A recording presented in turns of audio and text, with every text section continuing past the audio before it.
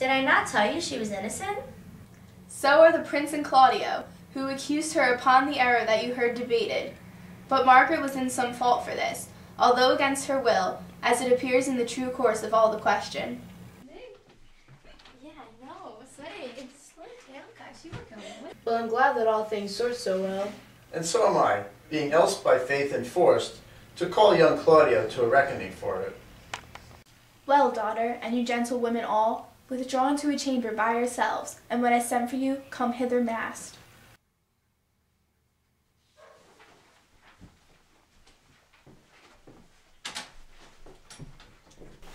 The Prince and Claudio promised by this hour to visit me. You know your office, brother.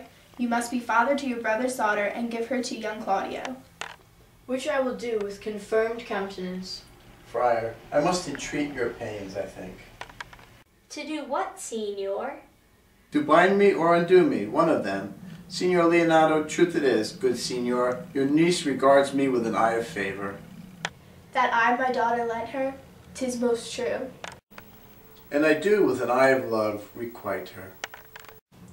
The sight whereof I think you had from me, from Claudio and the Prince. But what's your will? Your answer, sir, is enigmatical. But for my will is your goodwill, may stand with ours, this day to be conjoined in the state of honorable marriage, in which, good friar, I shall desire your help. My heart is with your liking. And my help. Here comes the Prince and Claudio. Good morrow to this fair assembly. Good morrow, Prince. Good morrow, Claudio. We here attend you. Are you yet determined today to marry with my brother's daughter? I'll hold my mind were she beneath you. Call her forth, brother. Here's the friar ready. Good morrow, Benedict. Why, what's the matter, that you have such a February face, so full of frost, of storm and cloudiness? I think he thinks upon the savage bull. Tush, fear not. Man, we'll tip thy horns with gold, and all Europa shall rejoice at thee, as once Europa did at lusty Jove, when he would play the noble beast in love. Bull Jove, sir, had an amiable love, and some such strange bull leaped your father's cow, and got a calf in that some noble feat, much like to you, for you have just his bleat. For this I owe you. Here comes other reckonings.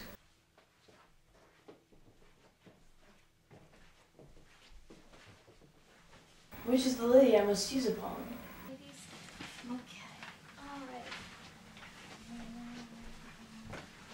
The same as she, and I do give you her. Why, then she's mine. Sweet, let me see your face. No, that you shall not, till you take her hand before this friar and swear to marry her. Give me your hand before this holy friar. I am your husband, if you like of me. And when I lived, I was your other wife. And when you loved, you were my other husband. Another hero! Nothing certainer. One hero died filed, but I do live, and surely as I live, I am a maid. The former hero that is dead. She died, my lord, but whilst her slander lived. All this amazement can I qualify, when after that the holy rites are ended, I'll tell you largely of fair hero's death. Meantime, let wonders seem familiar, and to the chapel let us presently. Soft and fair, friar. Which is Beatrice? I answer to that name. What is your will? Do not you love me? Why, no. Not more than reason. Why then your uncle and the Prince and Claudio have been deceived. They swore you did. Do not you love me? Troth, no more than reason. Why? Then my cousin Margaret and Ursula are much deceived. For they did swear you did. They swore you were almost sick for me. They swore you were well nigh dead for me. 'Tis no such matter. Then you do not love me? No, truly, but in friendly recompense. Come, cousin, I am sure you love the gentleman. And I'll be sworn upon that he loves her, for here's a paper written in his hand, a halting sonnet of his own pure brain, fashioned to Beatrice. And here's another writ in my cousin's hand, stolen from her pocket, containing her affection unto Benedict. A miracle! Here's our own hands against our hearts. Come, I will have thee, but by this light I take thee for pity. I would not deny you, but by this good day I yield upon great persuasion, and partly to save your life, for I was told you were in a consumption. Peace, I will stop your mouth. How dost thou, Benedict, the married man? I'll tell thee what, Prince, a college of wit-crackers cannot flout me out of my humor. Dost thou think I care for a satire or an epigram? No, if a man will be beaten with brains, he shall wear nothing handsome about him. In brief, since I do purpose to marry, I will think nothing to any purpose that the world can say against it, and therefore never flout at me for what I have said against it. For man is a giddy thing, and this is my conclusion. For thy part, Claudio, I did think to beaten thee, but in that thou art like to be my kinsman, live unbruised, and love my cousin. I had well hoped thou wouldst have denied Beatrice, that I might have cudgelled thee out of thy single life, to make thee a double dealer, which out of a question thou wilt be, if my cousin do not look exceedingly narrowly to thee. Come, come, we are friends. Let's have a dance ere we are married, that we may lighten our own hearts and our wives' heels. We'll have dancing afterwards.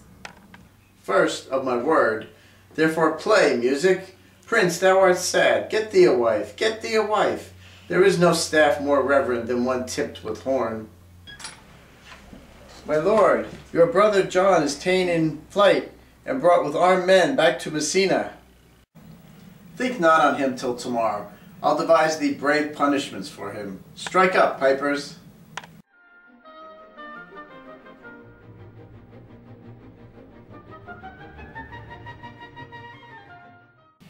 Oh, Benedict suggests we dance the night away while my misled brother, Don John, is out causing mischief for the rest of the world. Let them dance, but I feel the responsibility is mine.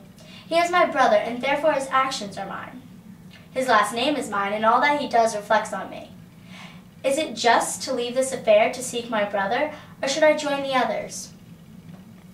It is right to end the misery my brother has caused, yet I have an obligation to join in the celebration of my dear friends' marriages. Why lose a friend because of the wrongs my brother has caused?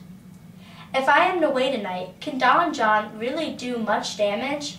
I don't believe he is capable of that much trouble. After all, he is the one who will suffer the consequences. The family name can only suffer so much, and why let my brother ruin this beautiful night? That would just be giving him the satisfaction he was looking for. That's the worst thing I could do. I will let my ears listen to Benedict's intelligence, and I shall indeed dance on.